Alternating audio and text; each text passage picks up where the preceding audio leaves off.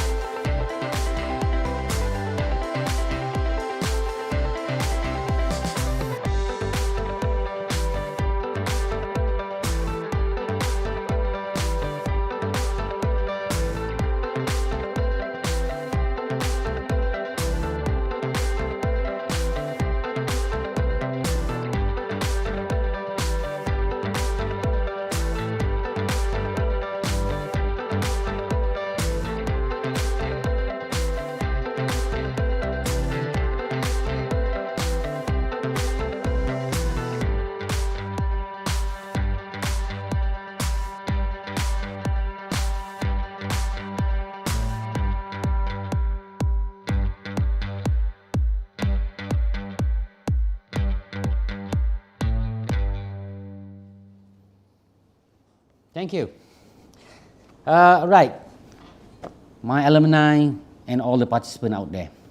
As you can see from the video that UMT has been the leaders of the ocean discovery, of the ocean exploration, and any research on sustainability. And today we are going to talk about it. And for that, Alumni Center has invited two distinguished panel to discuss on this topic on leadership of environment towards sustainable goal. Well, I think the panels are ready.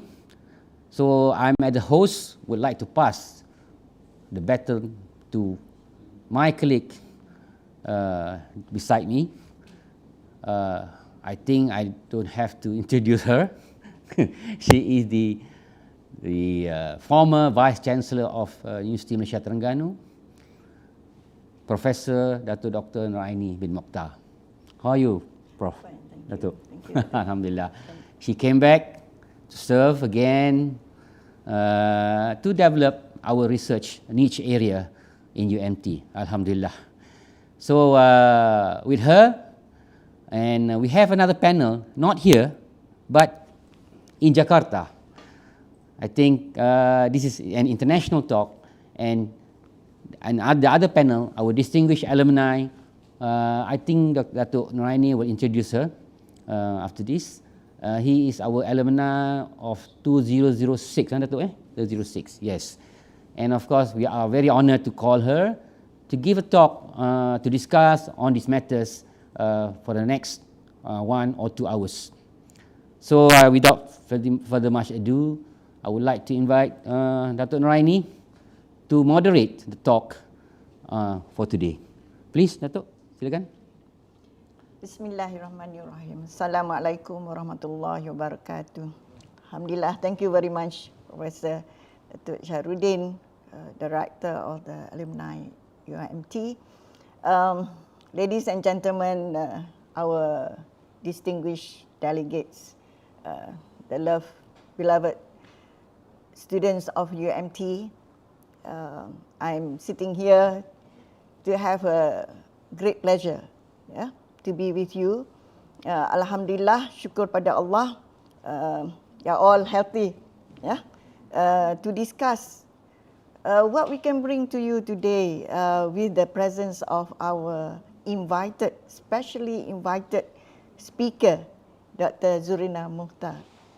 Dr. Zurina Mokhtar means that, well, I thought she's going to be like my sister, but I think second thoughts, it could be my daughter. Yeah. Thank you very much, Dr. Zurina. First thing I would like to mention a little bit on the sessions that we're going to have today. For the reason that I'm now back to the university, having the task to continue to mentor the rest of the researchers by leading the cluster, they call it the Ocean Science and Environmental Sustainability. With that, we continue the advocacy to have the discussion of the International Alumni Talk Series for the first one this year to enable us to engage you more out there, you in your respective countries, our international students, researchers and staff, and also scientists all over the world. So with this, the topic on leadership in environmental and technology management in achieving sustainable development goals, the two facets of leadership as well as sustainable development goal. The topic is quite comprehensive, but we bring to you today Dr. Zurina Mokhtar, who is an administrative and diplomatic officer with 13 years proven track record in science and technology, innovation, international relations, strategic planning, capacity development, sustainable development, and biodiversity conservation. As much I think we have so many things in common on the topics of interdisciplinary, multidisciplinary. We work with government, yeah? We work with UN agencies, international bodies, and universities. So with her illustrious records of curriculum vitae, being now the head of Science, Technology and Innovation, STI division in Jakarta, having the leadership at the ASEAN Secretariat. So meaning that she is our duta, yeah, ambassador for UMT at the regional as well as at the global level. She served the country in the Ministry of Science and Environment, as well as being a graduate from University of Cambridge. So here we talk about an alumni with the background of UMT from 2006. And I'm sure there are many of the lecturers, her former lecturers, friends and colleagues in this forum, yeah, during this session. I'm glad to present to you because she's going to share her experience as she leads the journey to be the leader in her own way towards the technological development, environmental management, with her issues related to the issues of science, technology, innovation towards conservation of this planet Earth. We talk about sustainable development goal. How do we achieve? What can we do? What can you do as an individual, leaders on your own, having your own careers, your future career? So with that, I would like to extend and open the first session here to have Dr. Zurina to present her career as her journey to be a very proud member of UMT. Thank you. Please, Dr. Zurina. Bismillahirrahmanirrahim. Assalamualaikum. Selamat pagi, good morning. Yang berbahagia Profesor Dato Saharuddin, our host. Yang berbahagia Profesor Dato right now, moderator. Both looking good as always, forever young and energetic. Lecturers, especially my former lecturers back in UMT 2003-2006. Honestly, I think I see Dr. Hamid just now. Honestly, I think I may not recall every single lecturers, but I do keep in touch with some, mostly through Facebook and LinkedIn. I hope Dr. Jem, Dr. Hamid, Dr. Farid, Professor Effendi are all fine. I think Dr. Hamid, I think you, being the expert of fish, you can identify and name all the fish species, while I can only identify less than 10 even now. My former classmates, I can see Dr. Salwa and others, fellow alumni and future alumni, audiences from wherever you are calling in, not forgetting the organizers, Dela and the team who have been working really hard preparing for the logistics and have been extremely helpful throughout.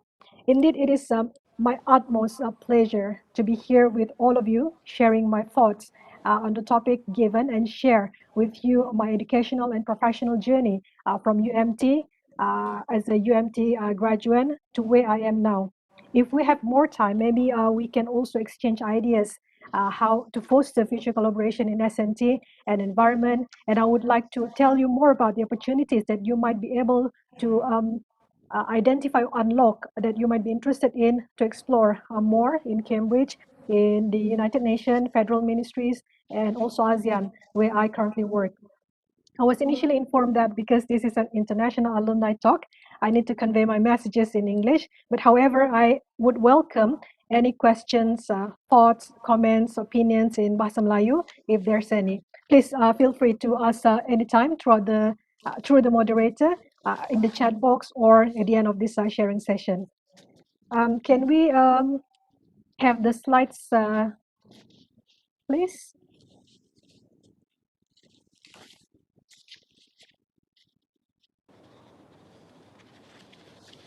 All right, can we just move to the next slide? Okay, thank you, organizer. So I think this is important for me to just introduce myself. I just really want to share my experience and tell all of you how I grow from UMT graduate to where I am now. I am originally from Sabah, married with a daughter who just turned 8 months old today, Alhamdulillah. So this is what I call as a snapshot of my educational and professional journey from UMT to where I am now. I went to UMT in 2003, undertaking biodiversity conservation and management course, a very, very exciting course, full of field trips, labs, quizzes, and excitement, although I don't know how quizzes and assignment can be exciting. One of the things I can still recall very vividly is queuing at their computer lab, waiting for our turn to use the desktop, because I think that time laptop was not very common, and we still use this diskette at that time. Okay, so in UMT, I wrote a thesis on insect diversity, succession and development in 2 different coastal areas to aid medico-legal investigation. This was supervised by Professor Effendi and Dr. Afandi. It was really an interesting experience writing a thesis on how life of such a small insect like fly can provide huge information to aid medical legal investigation. I think one of the reasons I chose this topic was I think I just watched too much of a CSI series, the crime scene investigation. So after UMT, I went straight to work with the government as a PTD, diplomatic and administrative officer, and my first posting was in Jabatan Pendaftaran Negara. Not directly related to what I did during my undergrad, but I'm still thankful for the experience because 1 year there, I really learned a lot on soft skills and interpersonal skills. I treasure the experience and always hold to the principle that wherever we are put, we need to grow. So we need to grow wherever we are planted, all right? I then took a diploma on public admin, a compulsory diploma for a PTD, after which I was posted or transferred to the National Institute of Public Administration, INTAN, as a training consultant at the Environmental and Management Division, which was and still is my passion today. I train, I would say hundreds or maybe thousands of government officials on 2 topics mainly. The first one was environmental management, and the second one was policy governance. 4 years later, I pursued my master's degree in a related field at the University of Cambridge. I want to take this opportunity to thank Dr. Jamila, who helped me writing an amazing reference letter for my application to Cambridge. When I was doing my master, I wrote a thesis on capacity development for biodiversity-related decision making. And then an opportunity came unexpectedly. Together with my co-supervisors, we got funding from MacArthur Foundation, and we co-developed a tool for UN environment that support policymakers to make sound decisions related to biodiversity. The tool is UN copyrighted and had been operationalized worldwide. I completed my master's degree earlier than it was scheduled, and instead of went home to Malaysia, I applied for an attachment at the Malaysian mission to the United Nations, New York, where I got the chance to assist our delegations for United Nations General Assembly. After that time, after UN attachment, I did another attachment at the Agency Inovasi Malaysia, Cyberjaya. After that, I decided to take a different route and apply for a PhD in Management and Policy Engineering at the Engineering Department, same university, University of Cambridge. I wouldn't say this was unplanned. It's just that during that time, the opportunity that arose was for me to do a PhD in that area. I grabbed the opportunity and graduated 3.5 years later. When I was doing my PhD, I also worked part-time with the University of Cambridge as a deputy director for iTeams and supervised an undergrad. iTeams is a program at the university that helps inventor to find the best application for the new technology. So in Cambridge, I would say that there's a lot of new technology coming on a weekly or sometimes daily basis. So what we did was we facilitate and consult all this inventor to find the best application, did market research for the new technology. And after Cambridge, I returned home and served my bond with the government of Malaysia. For about 2 years, I worked at the Ministry of Energy, Science, Technology, it's MathStech last time, Ministry of Energy, Science, Technology, Environment, and Climate Change as the Special Officer to the Deputy Minister. And this is where I met again with Professor Dato Noraini. Then 2 years later in the Ministry of Environment and Water as the Principal Assistant Secretary in the International and Strategic Planning Unit. 2 years later, I was seconded at the ASEAN Secretariat, and here I am now heading the Science, Technology, Innovation Division in ASEAN Secretariat. I would say that the knowledge and experience gained in UMT went a long way and very valuable for me to chart my career progression. Again, I would like to extend my appreciation and gratitude to UMT for this. And to all my juniors, especially those currently studying in UMT, believe me that depending on your effort, UMT provide you with the needed foundation to kickstart with the working world once you graduated, inshallah. I'm more than happy to share in the detail how I look for all these opportunities if we have time later, but one thing for sure, building strong network really help in progressing forward. All right, can we have the next slide, please? Okay, so that was that. In a nutshell, I think I'm now wearing two different hats, but I would say are mutually supporting hats. One is environmental management, and the other one is technology management. As illustrated, my involvement in environmental management is mainly shaped and molded by my experience in UMT and United Nations, whereas my involvement in technology management is mainly influenced by my experience in Cambridge and now in ASEAN Secretariat. All in all, I'm glad that I had the opportunity to explore both areas, and I truly believe that these two areas are mutually reinforcing as opposed to contradicting, especially in achieving sustainable development goals, which brings us to the topic of our discussion, leadership in environmental and technology management in achieving sustainable development goals. Next slide, please.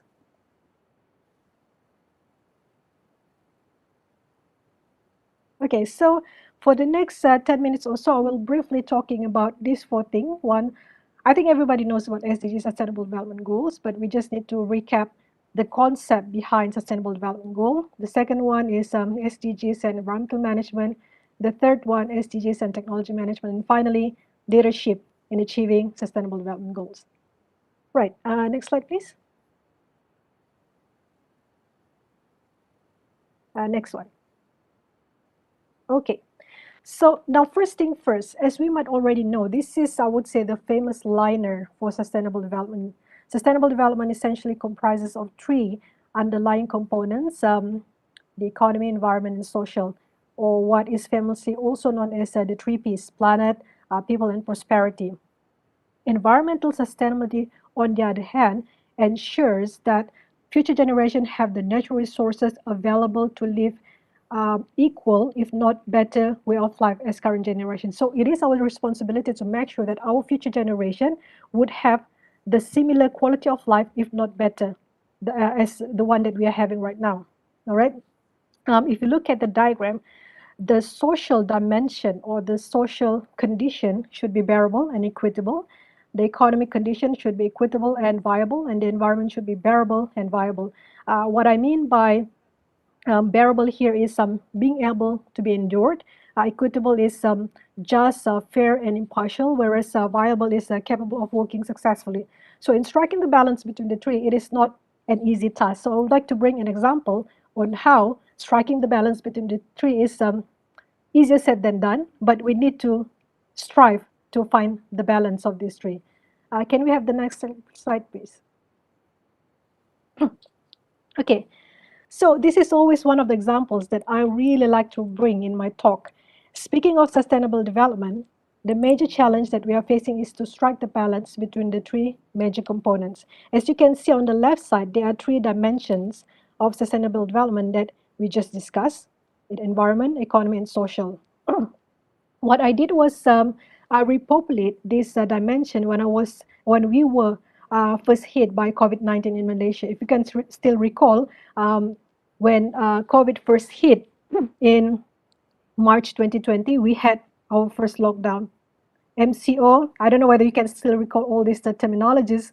MCO was Movement Control Order, CMCO, Conditional Movement Control Order, and RMCO, Restricted Movement Control Order. So during the first series of lockdown, I think it was about 3 months or less, we can see how the GDP contracted really badly from 0.7 to negative 17.1. All right. However, the blessing in disguise was the environment thrive. So we can see how reports on environmental quality improvement, especially on improved quality of air and water, and we have less domestic food waste generation based on our data in the ministry. So I think it was like a blessing in disguise, but the cost to our economy is too huge for us to just continue on with the lockdown. And then when we try to reopen the economy and we try to impose CMCO, and after that RMCO, we can see that the economy is improving from GDP negative 17.1 to negative 2.7. But we can also see that there were increased mobility, tourism, business as usual, increase in anthropogenic pollution, especially in water, air, noise, domestic waste, and clinical waste. So what I'm trying to show to you here is that it seems very apparent that the longer the lockdown, the better the environment condition thrive.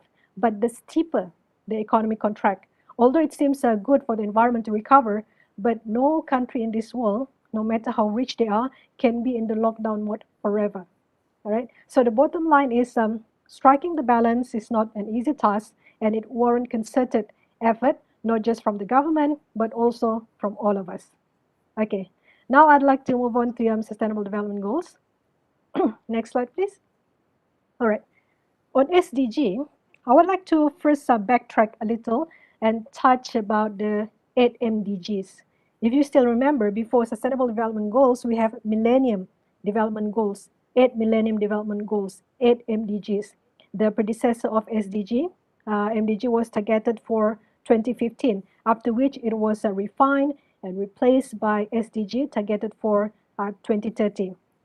Taking stock from the previous achievements, and I would say also failures from the 8 MDG, SDG is said to be a more comprehensive blueprint to end poverty with strategies that improve health and education, reduce inequality, and spur economic growth, all while tackling the climate change and working to preserve our ocean and forests.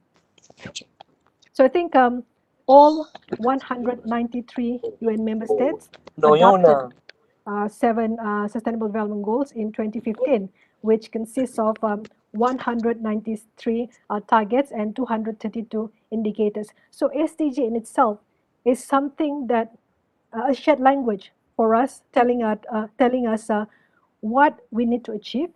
The targets tell us what we need to do, and the indicators tell us how all this achievement needs to be quantified and needs to be tracked down. So SDG really lay out where we collectively need to go and how we can get there. SDG really resembles a shared language for peace, prosperity for people and the planet. So it really combines all the 3 components that is key to the 3 components that are key to achieve Sustainable Development Goals. All right. Next slide, please. Okay, I'm very sure that this is not the first time you are seeing this. 17 SDGs carefully curated to drive 2030 agenda for Sustainable Development Goals. We need to always remember that these 17 SDGs are not numbered in order of priority because different countries set priorities according to their own national circumstances. For example, Malaysia might not stress on zero hunger as how underdeveloped countries stress on it. And on the flip side, landlocked countries may just disregard SDG number 14, life below water, not as how Malaysia would prioritize on it.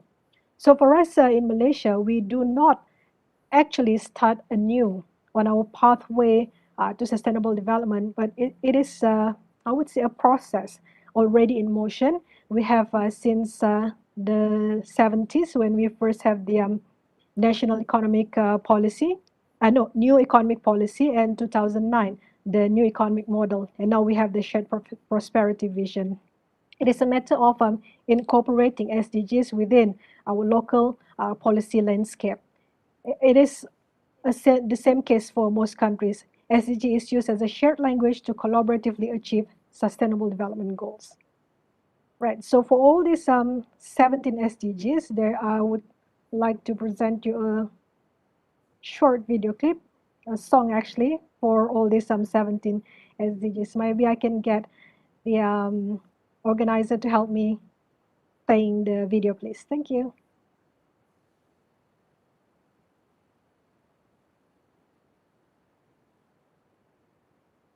Around the world.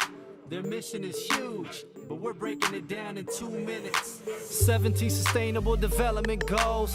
Let's get to them, cause the more you know. Look, in some corners of the world today, people are living on $1 a day. Hey, that's not how it ought to be. So go 1, eliminate poverty, and go 2, root out hunger across the globe. There's 800 million people hungry if you want to know. Number 3 is health and well-being, and getting people the health care that they need in. Learning in school are the hard to go for. Education opens up minds and doors. Goal number 5 is empower girls and women so they can have the same rights that men are given. Number 6, people need water that's clean. Poor sanitation can spread disease. Carbon-free energy is goal number 7, and how to achieve it is a question that's pressing. But if we put our minds together and work hard, we can find a solution, I'm guessing. 17 sustainable development goals to improve life all around the globe. Protecting human health and the environment. Whatever bed we make, we gon' have to lie in it. 17 sustainable development goals to improve life all around the globe. Protecting human health and the environment. Whatever bed we make, we gon' have to lie in it. Now imagine that you work all day for no pay. Economic growth and decent work is goal 8.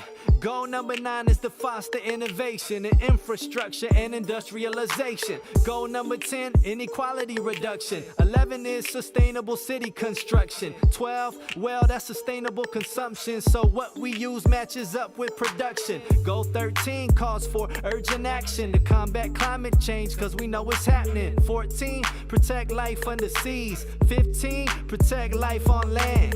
Goal 16 is for peace and justice. All over the planet they're in high demand. And the final goal, number 17, is the critical factor, the heart of the machine. It's the strength in the way we achieve these goals of sustainable development around the globe. Yo, 17 sustainable development goals to improve life all around the globe.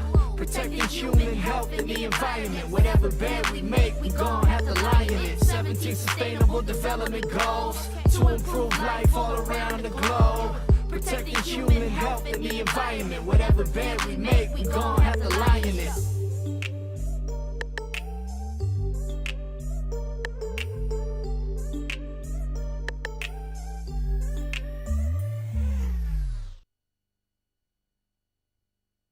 Clearly on how the 17 goals relates and support each other, and no goal is actually an island.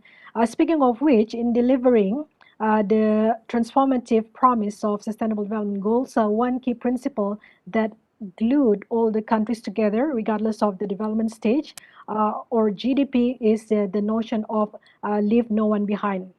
It is not just grounded in the normative standards based on the international human rights law and national legal system across the world, but most importantly, it is very much aiming at bringing together a concerted effort to lift up those who are furthest behind.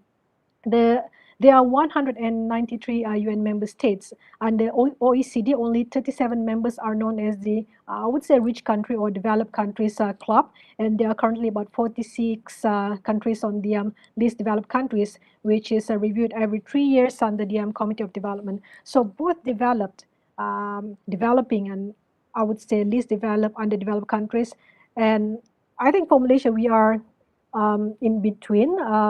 We all need to be treated justly, and we all need to work together in achieving sustainable development goals. This is also key in combating discrimination, inequalities, and disparity.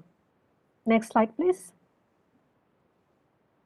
So this is also mainly why under Sustainable Development Goals, we have the principle known as Common but Differentiated Responsibilities, CBDR, a principle enforced under the International Environmental Law, noting that all UN member states are responsible for addressing global environment destruction, yet we are not equally responsible. Actually, this principle had been formalized since the 90s, but as you know, okay, so I think we are discussing slide 12. Can we go back to slide 12, please? Yes, thank you. So I was talking about this principle which had long been formalized since the 90s, but some rich countries or developed countries like the US, as you might already know, they object this notion as a legally binding principle and have instead pleaded for increased uniformity in parties' obligation. And based on the recent COP, this is still an ongoing heated debate. Anyway, in combating climate change, this notion is extended to CBDRRC, a principle within UNFCCC. I'm sure that most of us are familiar with UNFCCC. So under UNFCCC, we acknowledge the different capabilities and differing responsibilities of individual country in addressing climate change. This principle also underpins the international effort that address climate change and provides some flexibility to develop countries based on the national circumstances. But honestly, although personally I think it is a good precaution and measure, but it also needs strong political will, especially from the major powers. And this is where the right leadership is warranted. For attaining sustainable development goals, some leaders must be agile and we must focus on the long-term goals, but we need to also be careful on the not falling into the trap of compromising too much. We need to set our goal clear on achieving sustainable development goals. Right. Next slide, please. Okay. So for sustainable development goals and environmental management in itself is already at the heart of sustainable development goal in building the foundation for the blueprint. So I would say four goals that are directly related to environmental management are number 6, number 13, 14, and 15. 6 would be clean water and sanitation. 13 would be climate action. 14, life below water. And 15, life on land. So this morning, I'd like to show just a brief example on how we previously at the ministerial level worked together to achieve goal number 15 and goal number 13. So I'll go first to goal number 15, life on land.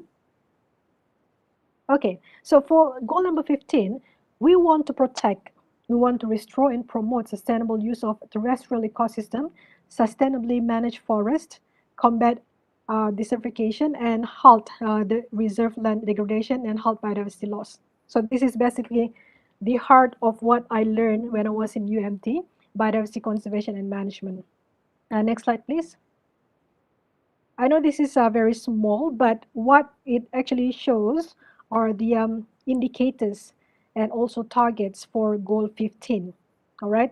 So those are all the things that we as a country need to achieve. Right. For my biodiversity conservation alumni and juniors, we are very familiar with the IUCN, the International Union for Conservation of Nature Red List. So under this goal, this is where IUCN is addressed. More than a quarter of species listed under IUCN are treated with extinction.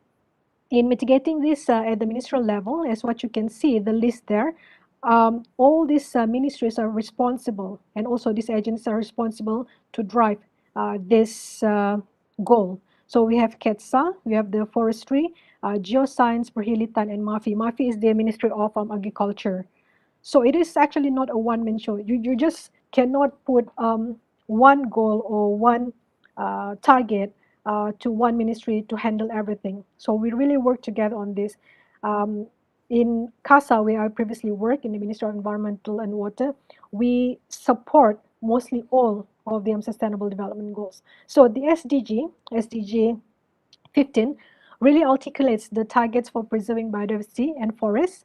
It calls for more attention to prevent invasion of introduced species and more protection of endangered species, especially those listed under IUCN Red List. Forests have a prominent role to play in the succession of Agenda 2030, notably in terms of ecosystem services, livelihood, and the green economy. So this SDG really brings me back to all the lectures I had when I did my undergrad in UMT doing the biodiversity conservation and management course. All right, so the next SDG would be SDG 13, I think, yes, on climate action. So for this goal, we want to take urgent action to combat climate change and its impact through mitigation, and adaptation measures. Next slide, please. So these are the lists of targets and indicators that we need to achieve. So for this goal, we have even more ministry listed as the ministry to lead some of the targets under this goal. I mentioned earlier that two ways of how we want to achieve this is through adaptation and also mitigation measures. In essence, adaptation can be understood as a process of adjusting the current and future effects of climate change, and mitigation means making the impacts of climate change less severe by preventing or reducing the emission of GHG or greenhouse gases to the atmosphere. Right. So I think we all know that we already experienced this disruption and calamities potentially brought by climate change. We had drought, we had flooding, very bad flooding in Malaysia, end of last year, and even now. And just 2 days ago in Jakarta, we experienced quite strong earthquake. It actually, the epicenter was actually in a different island, but here in Jakarta, we really felt it very strongly. And we had typhoon in the Philippines end of last year as well. So all this, I would say, potentially brought by climate change. So we really need to work together to address and achieve the goals and targets under goal number 13. Climate change is now affecting every country and even our continent. It is disrupting the national economies and affecting our life, our costs, our people, communities, and countries daily today and even tomorrow for our future generation. So, right, when I was in the Ministry of Environment and Water, CASA, with the guidance of my former KSU, Dato Zaini Ujang, I led the development of our strategic planning, which is still being used until now. And we came out with this, the Environmental Sustainability Plan for Malaysia for the span of 10 years, 2020 and 2030. So this is an example on how a strategic planning is molded by our own initiative, but guided and glued together back to the SDG. So we present in just like one page of a document all the initiative that we need to achieve by 2030, and this is very much they're very much directed and guided by Sustainable Development Goals. Right, moving on to the third agenda. So we're going to, the next slide please. Yes, we're going to look at the correlation between Sustainable Development Goals and technology management. So I'm going to just briefly pull out two examples on SDG 17 and also SDG 8. Right, for SDG 7, sorry, it's SDG 7 not 17. This one is to ensure access to affordable, reliable, sustainable, and modern energy for all. Goal number 7, affordable and clean energy. Right, next slide, please.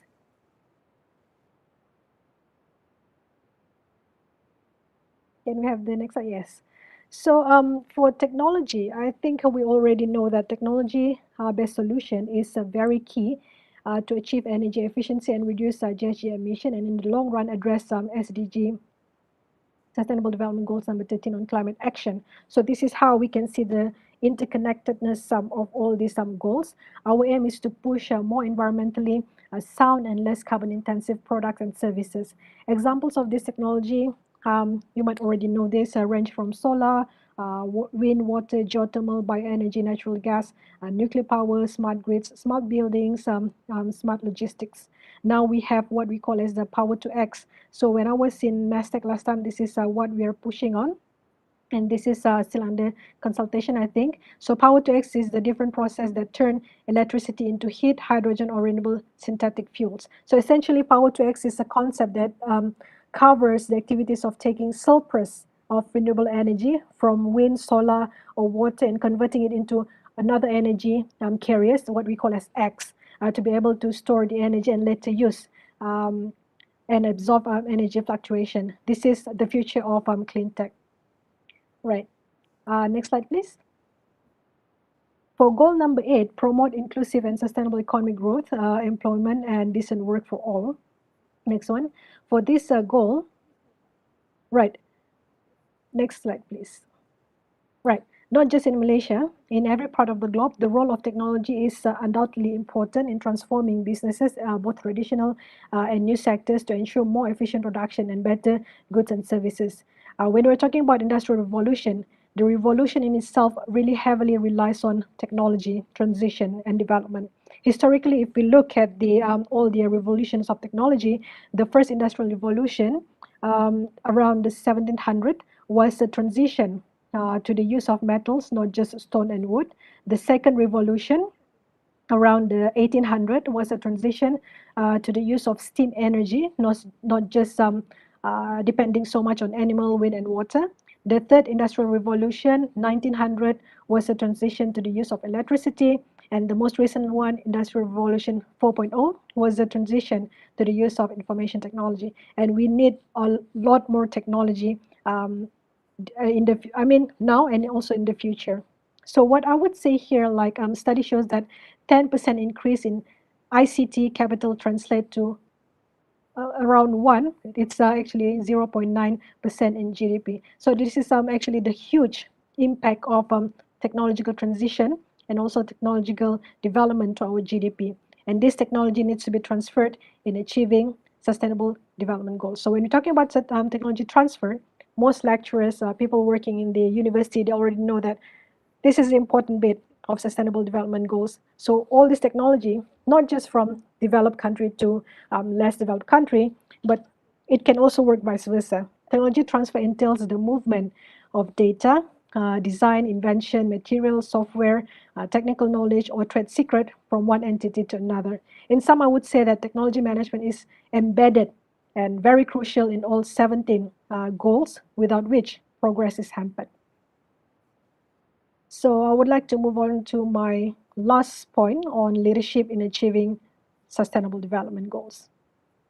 Next one, please. Okay.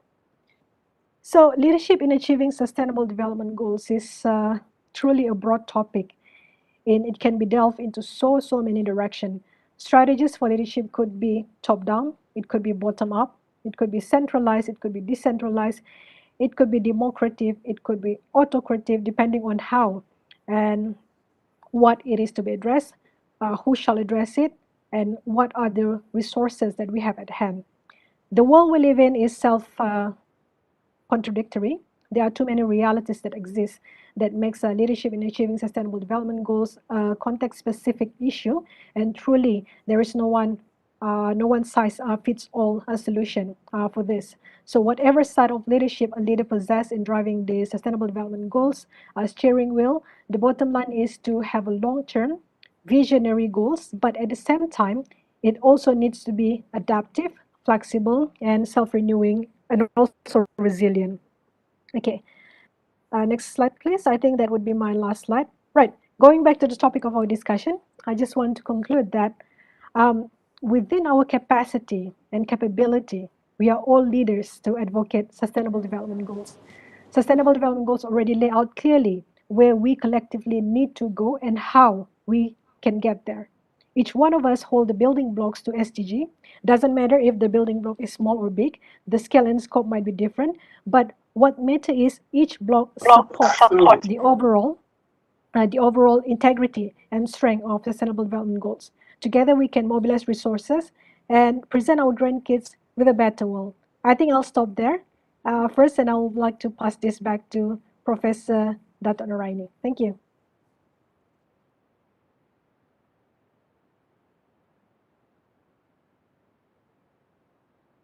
Wow, I'm amazed.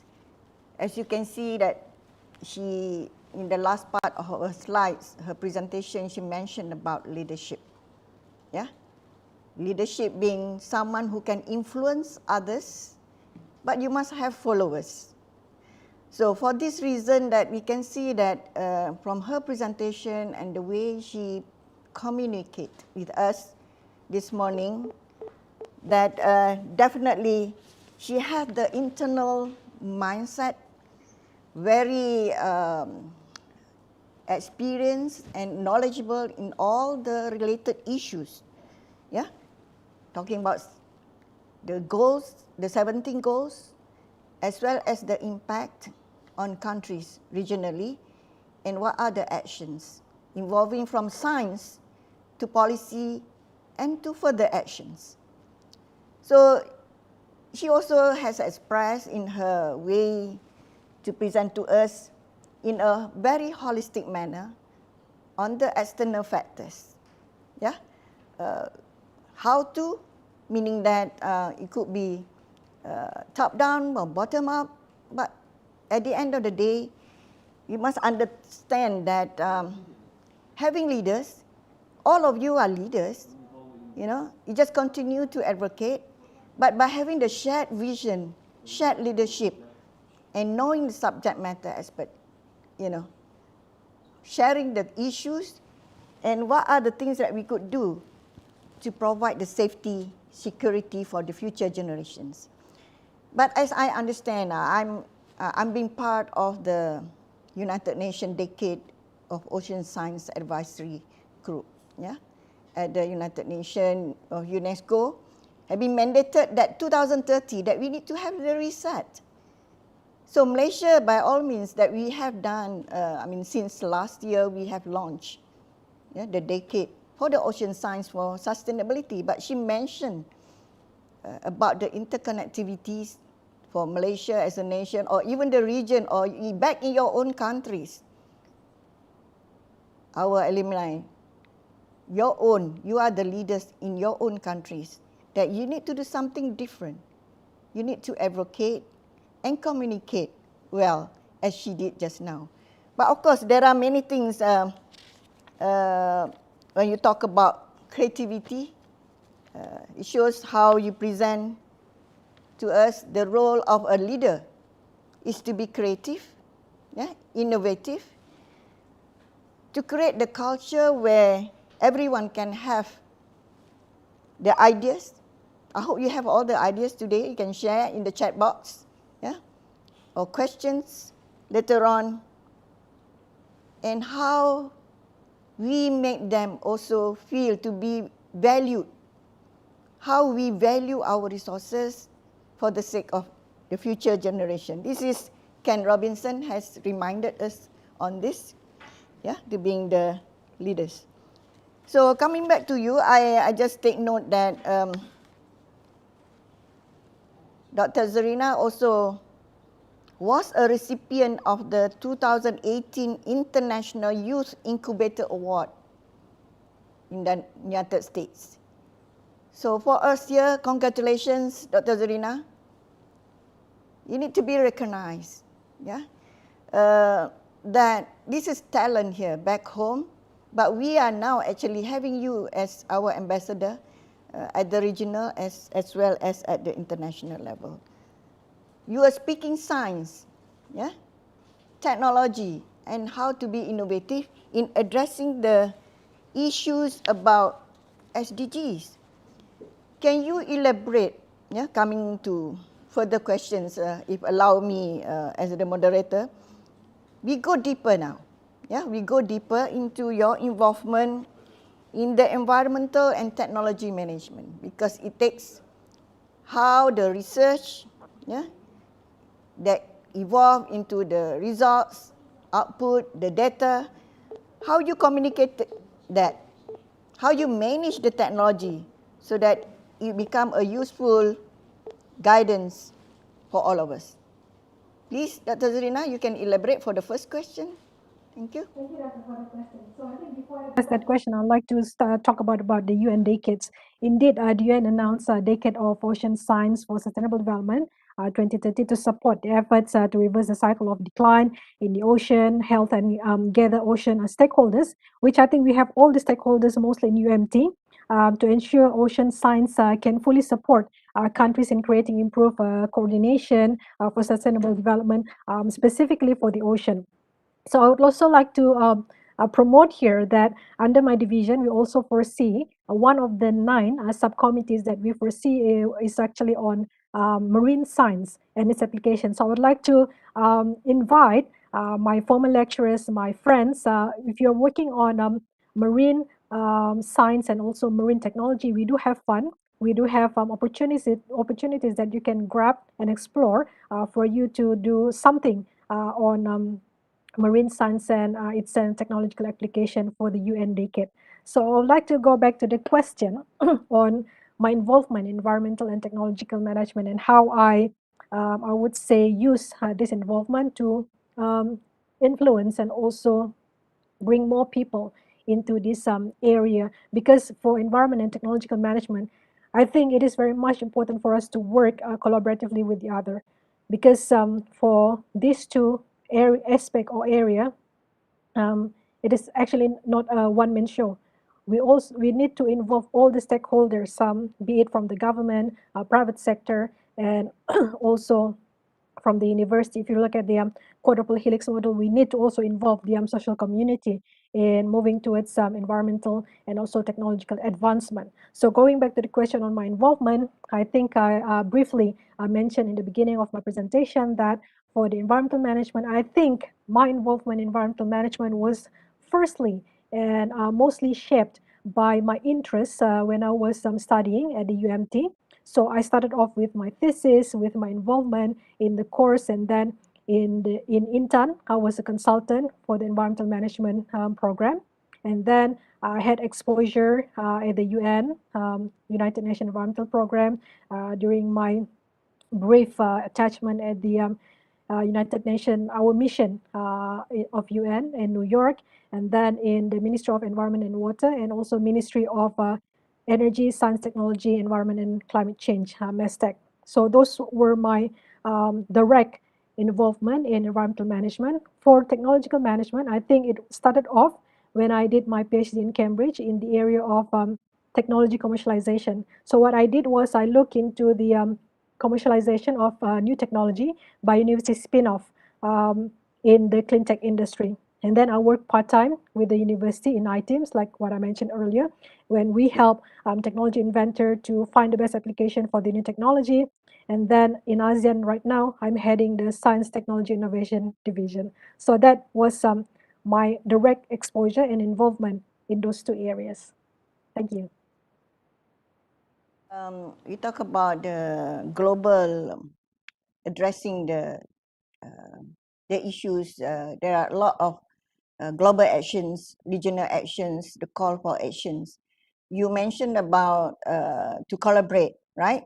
So one of the strategic direction of UN Decade for ocean science, we have this co-creation, co-management. So talking about co, because it needs all the various sectors like industries, universities, government sectors to come together. For the national community and the international community, how does the SDG, especially mentioned just now, that actually which impact a lot more on the people, yeah, the big S, the companies now actually looking into the ESG. So all the corporate sectors, even in our country, we have moving quite fast in a way that each corporate sector now, they have this sustainability reporting to be done to the Securities Commission, for example. That has been already in place. But how do we address for the local as well as the international community by having participation from these corporate sectors? How you speak science, and how would we have to bridge, we have to bridge the collaboration. What will you think? Thank you again, Prof. I think that is a very important issue that you just raised. So I would like to first address your point, the very important point about co-creation and co-management.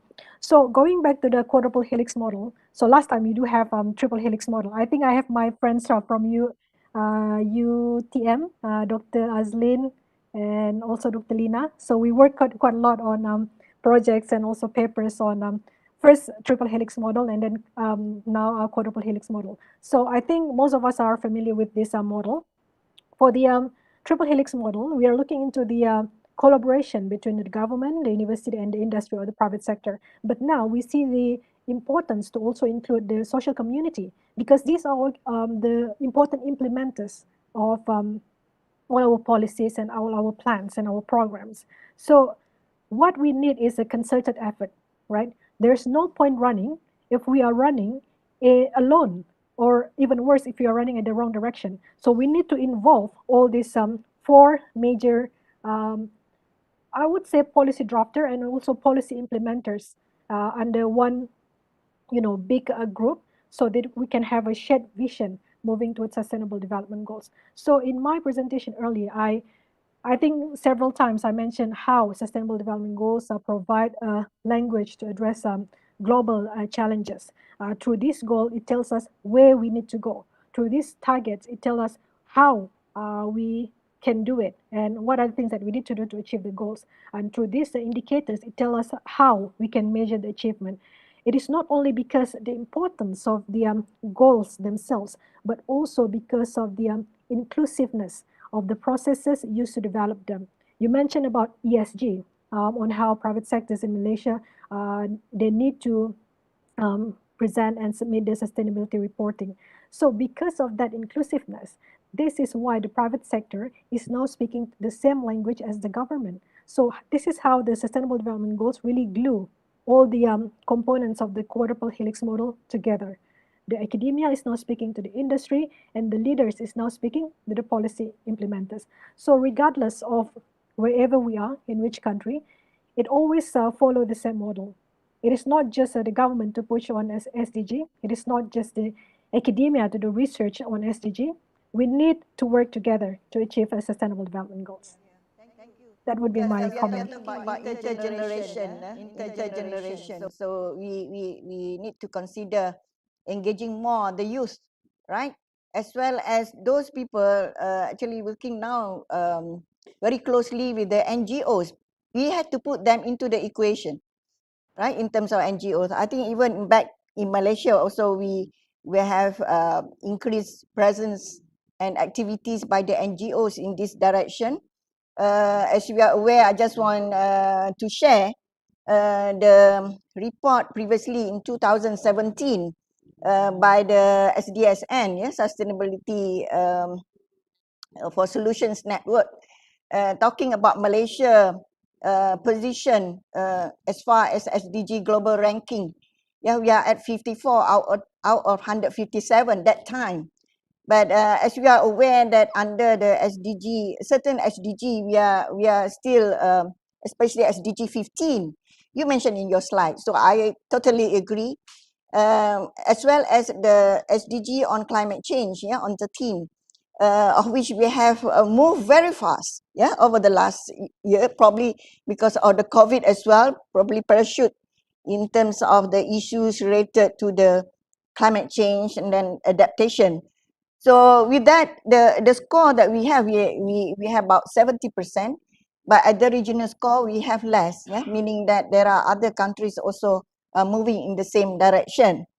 So how far do you think in your report, in your sharing the discussion with the MESTEC, CASA over the recent months or years in terms of Malaysia? Are we doing well in managing the SDGs? And how do we manage especially on the adaptation of technology for climate change? Are we there? Of course, we have the framework. We have the group working on this as well. But how do you think that we fare as compared to the ASEAN countries? Okay, thank Dr. you Zari? again, Prof. Yes. So I think before I address that question, I would like to also take this opportunity to encourage more youth and NGO to be part of Sustainable Development Goals, because I mentioned about having the all types of leadership and all types of model, whether we want to have it centralized or decentralized. What is crucial is to involve everyone, not just the policy drafter, but also the policy implementers to be part of this drive. So I was involved in 2019, giving input to youth around the world in achieving sustainable development goals in Russia. So during that time, one of the things that I really highlight on was the need for the adult, I would say, and also the government to give voice to our youth and also to our NGOs. But for the NGO and the youth, what they need to do is they need to prove themselves first, right? because there's no point giving voice to them if they don't, in the first place, prove themselves that they can be part of the important component to help our country to achieve sustainable development goals. All right, going back to your question on how far is Malaysia in, achieving our sustainable development goals, I would focus, because you mentioned about SDG 13, I would focus this on the backbone of SDG related to environment. If we put all these 17 SDGs, the very bottom, we have the backbone of the SDG, are the 4 SDGs related to environment. Number 6, 13, 14, and 15. 6 would be clean water and sanitation, 13, climate change, climate action, 14, life below water, and 15, life on land. So just now I mentioned briefly about 13 and also 15. So indeed, overall, according to the SDG report published, I think it was published 2021 last year, Malaysia is ranked now, the latest information that I have is we are ranked 65 out of 165 countries with SDG index as 70, almost 71%. So in terms of achievement, relatively, if you compare to the ASEAN member states, of course, we are not the best among all, because we cannot just like compare everything directly. It is not like a comparison like apple to apple. It is actually a comparison of each one of the goals. So if you are comparing, for example, with Singapore, we cannot beat Singapore in terms of innovation and productivity, but we might be able to. I don't have all the numbers on top of my head now, but there are some of the achievement that we are better than Singapore. But overall, relatively, in the ASEAN region, I would say that Malaysia is doing relatively good in terms of the overall achievement of SDG. In fact, like what I mentioned, like we are at 65 out of 165 countries globally. So I think it is something that we should be proud of, and we need to have more effort in pushing this forward. I would like to share that we are still working on our goal to achieve 20% of clean energy mix or clean energy generation by 2030. I think I'm positive and I'm optimistic. I think we still have time to achieve this. Certainly, there is so much progress that we had achieved in the environmental management that we can be proud of in upholding the principle of leaving no one behind. But it is also important to make sure that our current vision on sustainable development goals and shared prosperity become relevant and known to all the people, right? So that what we call as we don't want to be in a situation where the government is short sendiri in implementing SDG, whereas the people down there, they do not really know what is SDG is all about. So we really need to talk to people. We really need to talk to all, the different communities, all the, going back again to the quadruple helix model, each one of the components need to speak to each other. So the government needs to speak to the private sector, to the people in the universities, and also the social communities. If we are having the same vision, we can work together and move towards the same direction. Thank you. Wrap up in terms of collaboration and inclusivity. We talk about the different diverse group that sectors and improving in the governance of it, right?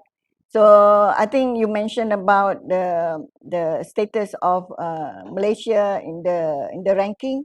We are doing pretty good, and as long as the policy masters are together with the community, even for the local people. Because I have a question from the chat. Yeah, he write in Malay, so I have to immediately translate. I think I have questioned you just now in terms of the preparation of the indicators and how do we address on the social environment and economy as part of the pillars.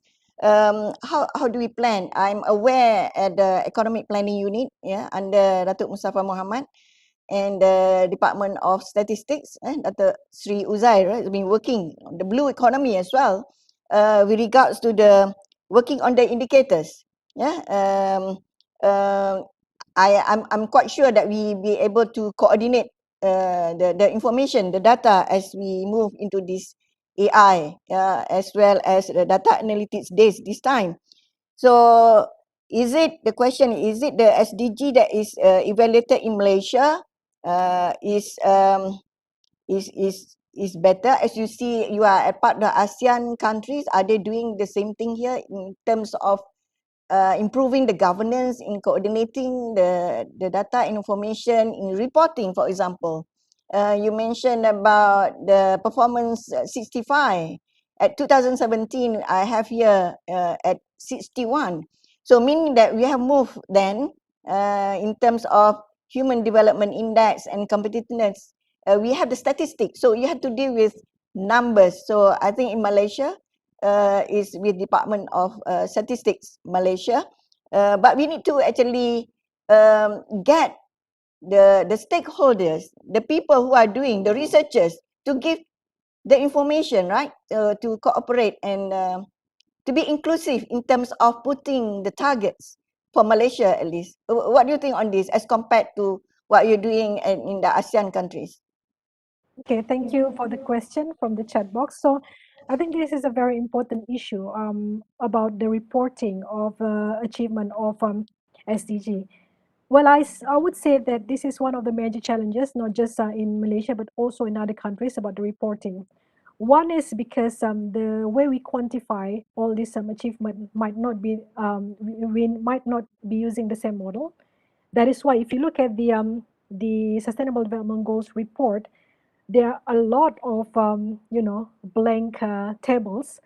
Some countries do not even have the data to provide to the UN. So this is we are still stuck on it, but we are looking for the best solution to come out with all these reporting facts and figures and the statistic. So in Malaysia, yes, in Malaysia it is even more, I would say, challenging because we have different ministries looking into different things. So one SDG, you cannot just simply give one goal, even though it is very clear that, for example, you look at climate change. Okay, SDG 13. So this is related to the environmental ministry. So just let them do this. No, if you look at the SDGs 13 very closely, most of the SDG is actually being led or being implemented, but most of the targets are being implemented by NADMA because it relates to flooding or all these environmental calamities and everything. So in Malaysia, the way it would work is that EPU, the planning unit, they lead the coordination of SDG reporting. What we do at the ministry is we support, if we have the data, we support with all the data. We have a very regular meeting with the EPU, and this data is also supported by the statistic agency. So for each one of the goal, so you can have numbers of agencies involved, numbers of ministry involved in supporting EPU and also the statistical agency to provide the final reporting to the UN in the end. So if you compare to other countries in the ASEAN region, for example, I think in terms of reporting, we are doing quite good, although we are still struggling with some of the, I don't remember which one on top of my head, but we are still struggling in terms of data availability. But still, for all the targets, we do have the rightful owner or the rightful ministry who is working on each one of the target, 100 plus target under all 17 BSG, Sustainable Development Goal. So that's how it works in Malaysia.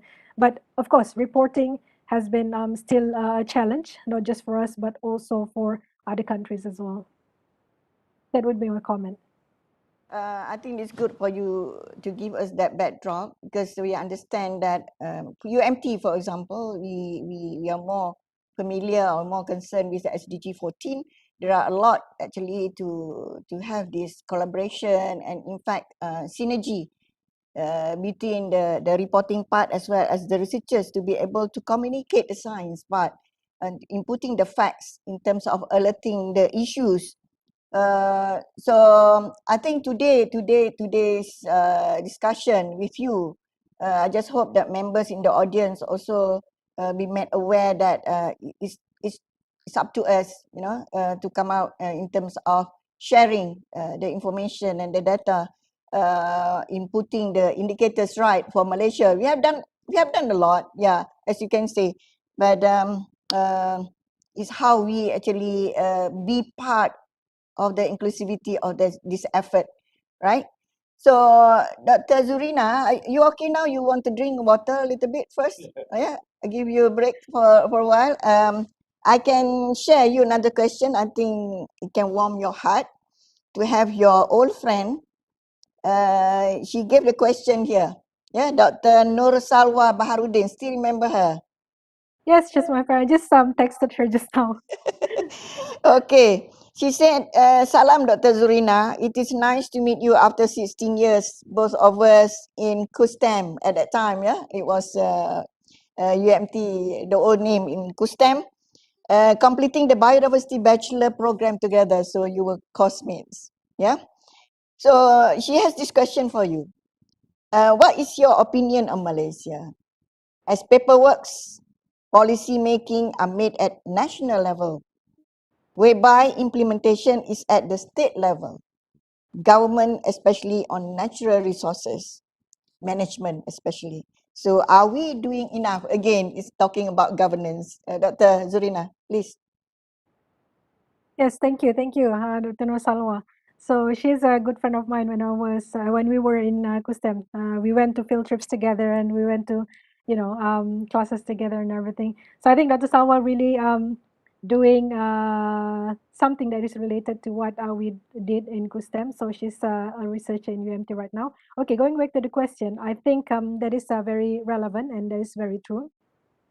Even when I was at the ministry, when I was in Mastec, when I was in CASA, the Ministry of Environment and Water, we always have this problem. I would say it is a challenge that can be addressed if we communicate.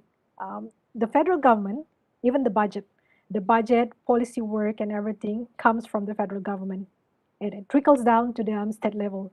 So at the state level, I think most ideally, at the state level, they should not be treated as someone who just receive all this direction, all the budgeting, and the order from the federal government. What we need to do is to include the state government at the earliest level when we are still drafting the policy, when we're still discussing about the budget and everything. Because if you look at all this environmental degradation, it happened at the state level mostly. And just one example, the Jabatan Alam Sekitar, the Department of Environment, we do have JAS HQ in Putrajaya, but all of these, I would say, challenges and enforcement need to be done. Those are the things that we need to deal at the lowest level, at the state level. So again, it goes back to communicating, and it also goes back to involving all this relevant stakeholder, not just after we are done drafting a policy. They need to be included at the very beginning when the policy is being drafted. We need to gather all the opinion, we need to gather all the concern when we're drafting the policy. So when we implement the policy, when we give all the budgets and everything, we don't have to go back and forth to all these challenges faced by the state level at the state level, because it had already been addressed when it was being drafted. So I think in most ministry, we can see significant and gradual improvement on this. So we are involving policy implementers, and also not just some policy implementers, even people from the university, from the industry, at the very early stage when we draft a certain policy, especially on environment. That is why we always have, in Mastec last time, I think we had monthly stakeholder engagement. We had a lot of engagement with the stakeholders before we finalize a regulation, a policy, or even when we are drafting or changing the act related to environmental management. That would be my comment. Thank you. Okay. You okay now? Are you want to take a break? I'm okay, but I'm also okay if we want to have a short break. I would like to hear more question from the Okay. audience, from my I friends. have another question for you. Sure. Ready? Yeah. This is actually you are my lifeline. As you speak, I remember. Oh, this is during the old days. but you are doing better, much better than me, of course. That I'm so glad we're having this session today. There's a question from Dr. Munira. Salam Dr. Zurina, saya Dr. Munira, Biodiversiti batch 2008-2011. Your junior. Yeah. Okay, it's in Malay. She's now working with the company in the agriculture industries.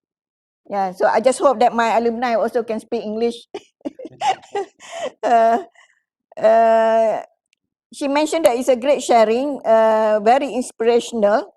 What are the challenges for you being working overseas in the foreign country with different culture, with different sentiments, with a baby, yeah, with a small baby and a husband with you? How do you cope the challenges being a very inspirational leader and ambassador for us?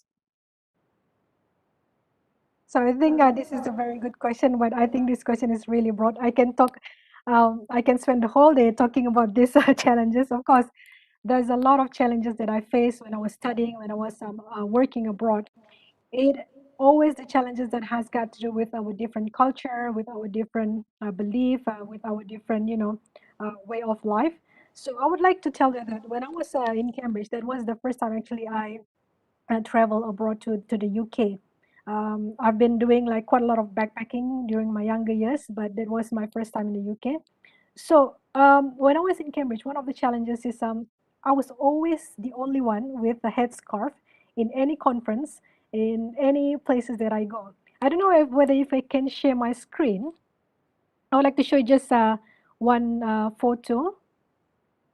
Let me just because I think this is related to that question. But just give me 1 minute. I would like to share because this was another sharing session that I had previously with another agency.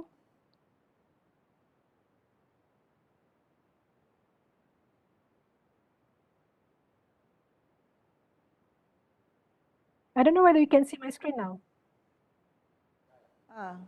Yes, so this was back in 2013. This was my matriculation when I was in Cambridge. As what you can see, I am always the only one with a headscarf. So, yeah, this is one of the challenges.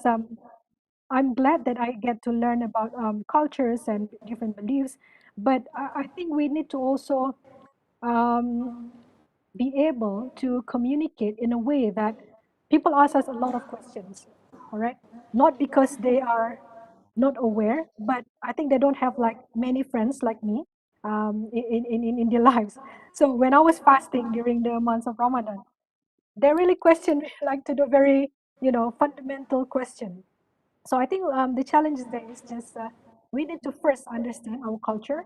We need to first understand our belief before we can communicate this with our friends. So these are some of the things that I think would be a challenge, especially for those who are not familiar with, living abroad. But I think after spending about 5 years in Cambridge and then a few months in the US and several other countries, it really builds up on how I communicate and how I network with other people. So that would be one in juggling between family and work. I think the most important thing is for us, especially the women, we need to set the priority. So we need to set the priority and we need to discuss and agree on this with our partner and our family members. So when we are on the same page, then only we can move forward. I have a lot of tips and I would say I'm not in a position to really share these tips and advice because I would say that what worked for me might not work for all of you. But I think one of the really important thing for us to really always remember that no matter how big the challenge that we are facing, there's nothing that Allah cannot help us with. So that would be, my concluding remark for that question. I think it's good. Everybody has to face that in terms of balancing your family work life. But I understand that the way you handle it in terms of communication, as you mentioned, celebrate the diversity of the culture, yeah, for different places. And I understand that you also can pick up Japanese. Yeah, you have another language apart from Malay and English, or probably Arab. Not yet, not yet, Arab. But Japanese was long time ago. It's very rusty now. Yeah, It's actually, I was about to take the examination, but I need to catch up on my Japanese. yeah. It's really rusty now. In UMT, we have 5 languages. We have Spanish, French, Arabic. So I think more students can, you know, they are more privileged than the old days, that they can communicate more. If Good. you speak in the United Nations, perhaps Yes. having fluency in French or German or Spanish will be great. Yeah. But anyway, I'm not throwing you another challenge, but I'm sure you can do it anyway. Because of the other practical skills that in terms of involving commercialization, you're dealing with other segment of people, different culture, corporate culture, where at the end of the day is the profit, yeah, come in terms of the income, the revenue. But bearing in mind that we have the environment part, yeah. So before I hand over, is there any more questions? The question, yeah, before I hand over the questions, the next perhaps coming from Dato Saharuddin, we are talking about leaders, right? So leaders can remind, yeah, kita remind. So I would like to just, actually I wanted to say in the beginning, but each of us, there are other people who are not like us, you know, the culture are different, but they more towards revenue, what they can get from the resources.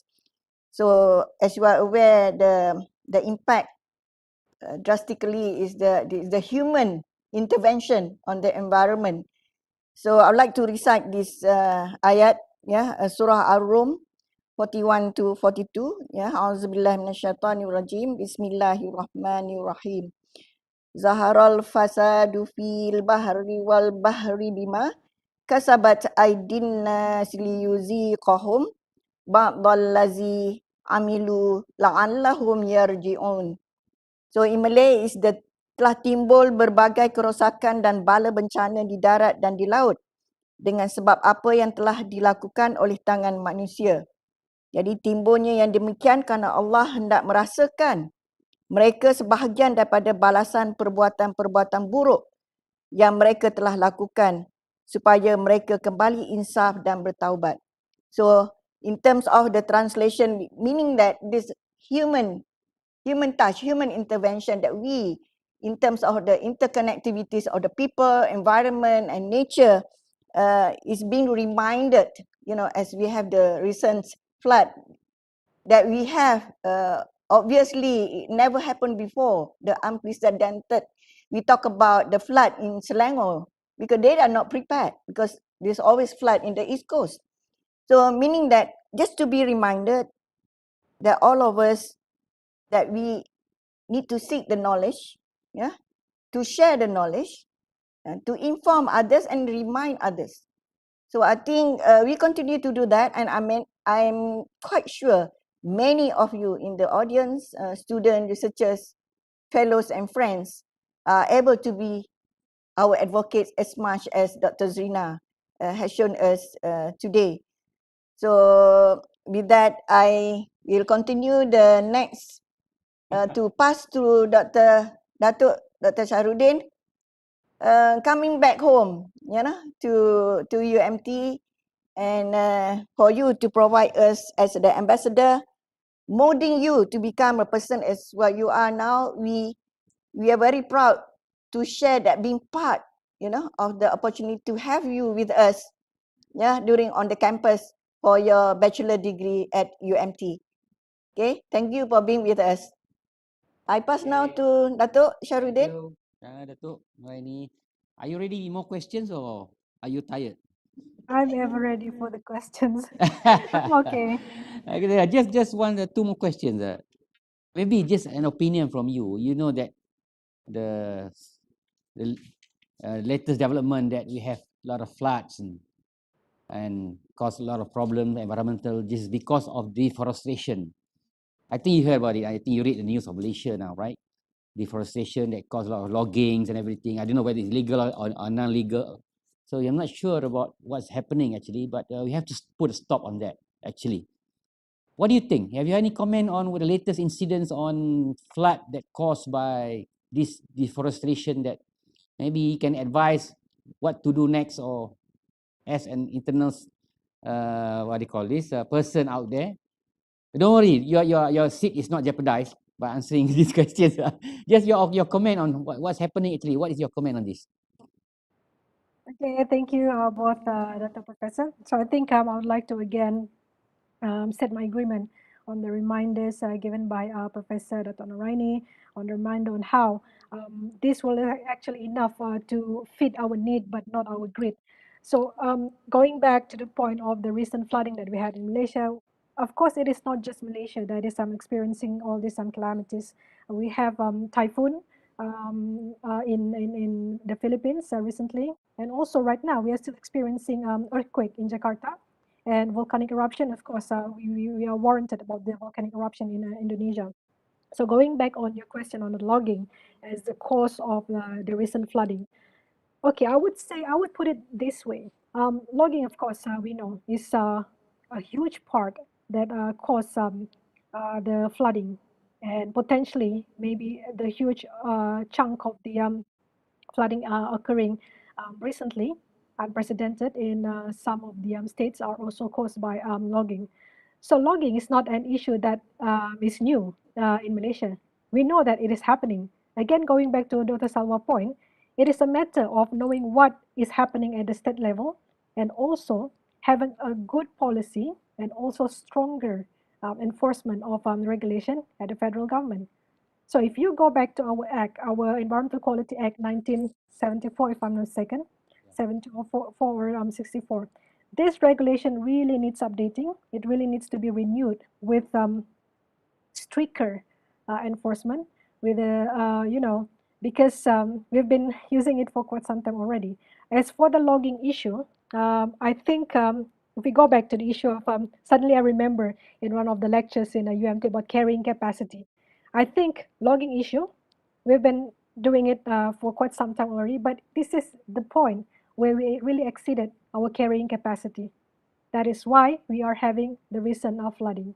So I think it is all the questions and all the comments really are connected and related to one another. It is also going back to the issue of just feeding our needs but not our greed, right? So having the good governance, having a stricter enforcement, and I think simply just knowing what are the things that we need for ourselves, for our community, but not to feed our greed with all these loggings and all the revenue that you get from these logging activities. So that would be my comment on the logging issue that caused the flooding. Just maybe one more question. We still have time. Sure. About 20 minutes more. Okay. For me actually, my personal, maybe I want to hear from you to achieve sustainable goal, right? How to achieve sustainable goal? Of course, it involves the community awareness, community understanding on what is the goal and so on and so forth. So we have done a lot actually through medias and so on and so forth. So now I don't know whether you have a very good example how to bring this kind of knowledge or understanding to the community, for example, fishermen and so forth. What is the best way, in your opinion, to bring the knowledge that we have to save environment, we have to bring, we have done it, we have done a lot, but to the certain extent, we cannot achieve to that level. So do you have any comment on that, to achieve this goal, we need participation from top level until the lowest level that work towards this goal. Yeah. So do you have any, what's the best way you think that we can So have I think now, change of attitude or change whatever, change of media? thank you, Prof. I think one of the This is not like rocket science, so this is not something that we are not aware of. So I think the most important thing for us to really communicate SDG to everyone at every stage of the community is really to really change the language. You don't talk about sustainable development goals to the fishermen. You don't go to the kampong and talk about all these, bring all these jargons about renewable energy, sustainable development goals, and United Nations. You just need to simplify everything, right? So you need to speak the language of these people, and you need to also concern. You need to also understand the concern, right? So they are living on a daily basis just to put food on the table for their family. So some of them might care about the environment, and some might not just care. What they care is like they are able to, feed the family. If you say you mentioned about all this regulation about you cannot fish here, you cannot fish you cannot fish and capture fish of this certain size and that certain size. They don't care. All they care is to just go on and live their life. So what we need to do is first to simplify the language, and another one is to really make them understand why they need to support us in achieving sustainable development goals. It is not just for them. It is not just for the government. It is for the future generation. So I think we need to, whatever we have at the government, at the ministerial level or in the university, I think we need to convey the message in the language. That would be it. Whose job is that? Everyone. It's everyone's job. Everyone. Also, please, Can I intervene? Yeah. yes, please. I think it is appropriate for us to talk about call for actions. We already communicate in terms of if we can address the issue about SDGs. They probably will not get understand, but then, like you said, they only know they have to have food and they have to have income. So, but most of us, the activists or the advocates, we speak, we communicate, but engaging, involving is something else. So we have this project with the university, we call it translational research, where the researchers are actually going together, spending time together, even on the fisheries, sustainable fisheries management. We have this project now. Actually, we have our people going together, and to share why we have to use tools of different fishing gears, yeah, and even at the mangrove areas for the crabs, for example, mangrove crab of certain size. So now we translate, we continue to get them to tell others. So once they remind others, they become the champions. Otherwise they just need to listen to us. But why should they listen to us? Because they know it's going to affect their livelihood. So this is happening. I think the translational research is quite over the recent years we build up to have this engagement with the community. So again, to be an activist, we cannot just simply talk. We cannot say the river is dirty, right? But the activist should. It must be the same person who cleans up the river together with all the community. So this is lessons learned from Ross Perot. Yeah. So if we be able to do that, we are big part of them, and they're the ones going to remind others, to influence others. So hopefully, as part of the local agenda, if we can communicate the global SDG to translate on why they should doing this, because they need to have future generation to have the species that they enjoy today. We may not be there tomorrow. Yeah. So I think this is happening. Many of our researchers and students are doing that now. Yeah. Yeah. Okay, Dr. Zina. One last question before we end up the talk. Are you okay? I'm okay. Can go for It's one more hour? Marathon. 2 Can go for hours. one more hour? It's a Sunday. I have nothing planned. Okay, this is from Dr. Amiruddin Ahmad. Okay. Hi, Dr. Zurina. Thank you for the interesting talk. The question is government agencies and government agencies drafting many useful policies and plans. But, however, little had been given to educators that deal with interesting use in university's classroom, right? I don't know whether when you were a student, were you been given all these policies and plans, maybe in some subjects or maybe just a part of the subject, small part of the subject. Why this is happening and how should we do about it? To educate people, example, youth in university taking similar program or taking related programs. So, any comment on that? Answering Dr. Saharuddin's question. Okay, so before that, I would like to pick on the point brought by Professor Dr. Aieni on the translational research, and I think this translational research is still very relevant, and it needs to be coupled with the anthropology study. Because Yes. when you study anthropology, you Anthropology. understand what makes us human, you understand the behavior of human, or perhaps some psychology as well. So Yes. it's not just about science. You know science, you know the consequences of what you are doing. That would not be enough. You also need to understand the behavior of human being, the psychology of the human being. So in you mentioned about walking the talk. I would like to bring example in my previous ministry, Ministry of Environment and Water. Every week, my KSU, former KSU, Dato Sri Zainuddin, he would himself, together with the SUBs and all the big bosses, go down into the river and pick up all the trashes and everything. We did gotong royong in the river and mostly in Bangi and Putrajaya. So this is how we work with the communities and show people that we are not just directing you to do things. We are doing this together with you. So what we need is to really walk the talk.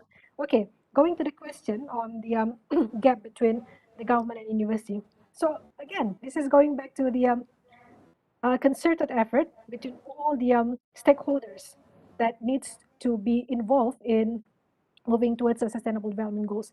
I truly understand that because I have experience in the university, I have experience working in the ministry. I truly understand on how in university we have a lot of amazing research, and sometimes all these results just sit there, all right? And in the ministry, on the other hand, we have a lot of papers, policies, and everything. We just sat there. So what we need is to really communicate. We really need to talk to each other. And the most ideal situation would be the result from the university should be communicated to the ministry, and the ministry should also inform the concern of the ministry to the university so we work together hand in hand. Yeah, I would say that the gap is still there, especially in Malaysia. We just need to bridge this gap. Thank you. Okay, Dr. Zurina. Well, you look tired. Anyway, don't worry. I'm as a host. We'll end the show soon. So just before I end, I've some message from our president, alumni president, Cik Khairul Hakimi is also the board of members of our university. Dia kata, Assalamualaikum and good morning. Yeah, he's also our alumni. My sincere gratitude and congratulate to our great alumni ambassador, Dr. Zurina Mokhtar, for your great contribution to the country, and we are very proud of as alumni of UMT. Okay, thank you on behalf of Alumni Association and board members for this great session on this International Alumni Talk. Thank you so much from the Satuan Alumni UMT. So he's the president. Okay, he represents our alumni at the board of members of UMT. Okay, Dr. Zurina, can you have the screen? We have 3 of us in the screen. Apa dia? Oh, yeah, okay. Oh, no. Oh, we have one more. Oh, sorry. We have one more. Before we end the show, I would like to show you our video of alumni, what we have achieved.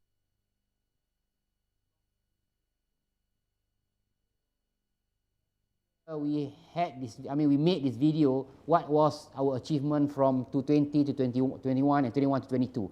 So we're going to show you a video, latest video that what we achieved last year, 2021, for your information, for the rest of alumni out there to look at it. Okay, please. Just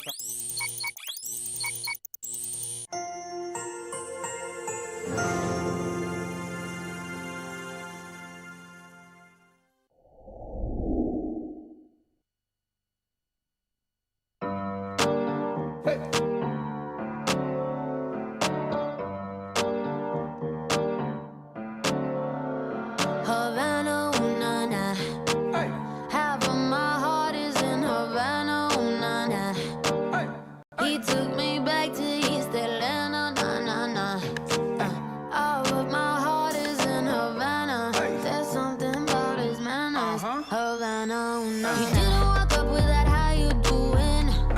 When he came in, he said there's a lot of girls I can do it, but I can't with that. Doing forever in a minute.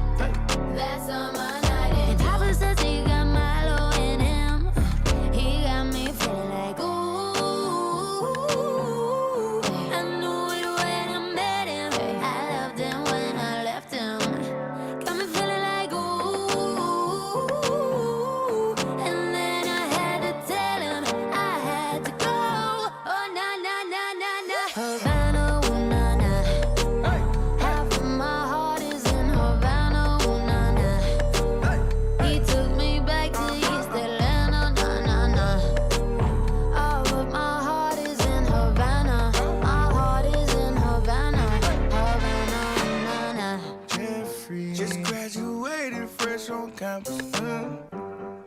Fresh out East Atlanta with no mountains. Damn, fresh out East Atlanta. Up on board like a traffic jam.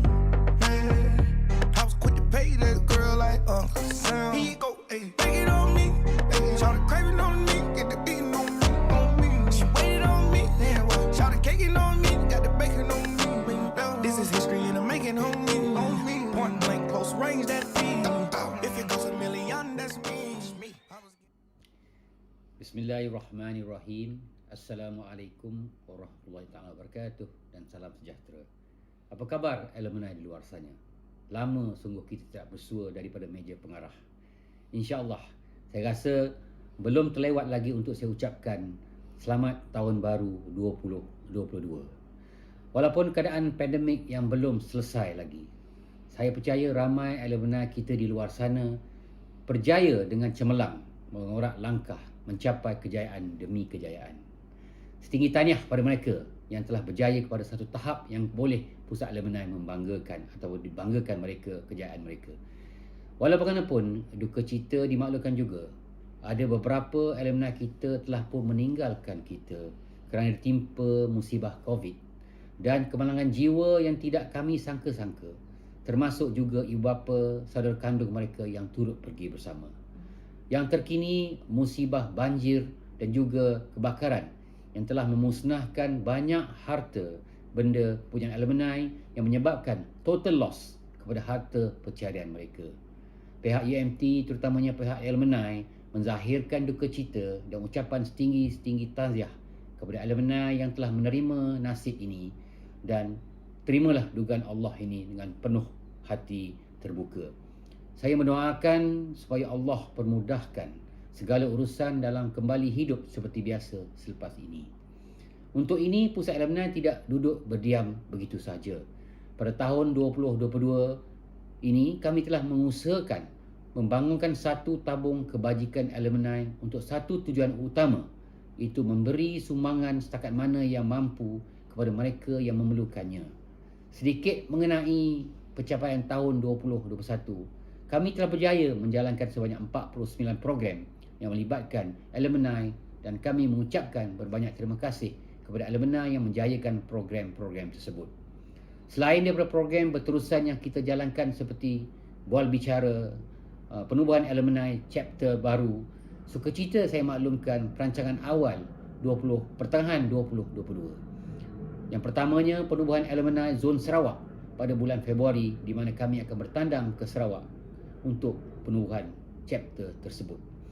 Majlis Anugerah Ikon Alumni yang diadakan pada bulan Mac ini, yang kami tunggu-tunggukan untuk memberi anugerah kepada ikon yang berjaya. Dan ketiganya, pertandingan golf amal, di mana kutipan hasil keuntungan daripada golf ini akan dimasukkan ke dalam tabung kebajikan alumni pada yang berlaku pada akhir bulan Mac ini. InsyaAllah, saya mohon alumni terus menyokong dan memberi kerjasama dalam program kami seterusnya. Kami cakna kepada anda sebagai seorang alumni. Kami cakna kepada anda. Selamat maju jaya seterusnya. Kita jumpa lagi. Stay safe, stay healthy insyaAllah. Assalamualaikum warahmatullahi wabarakatuh dan salam sejahtera.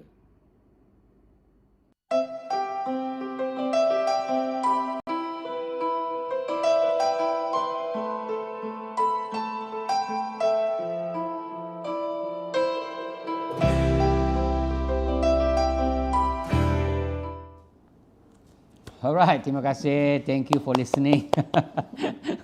The latest fresh from the oven. Tak sempat. I mean, I don't have yet the time to translate it in English. But however, I think most majority of the alumni, in the local alumni, can understand what's going on over here. That's the important message that you want to put through. Okay, I think we have about 5 minutes or so.